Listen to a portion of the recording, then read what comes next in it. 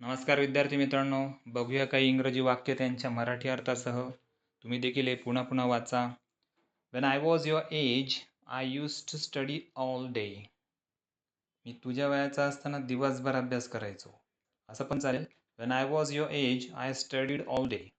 Wien she was in high school she use to get up at 5 AM.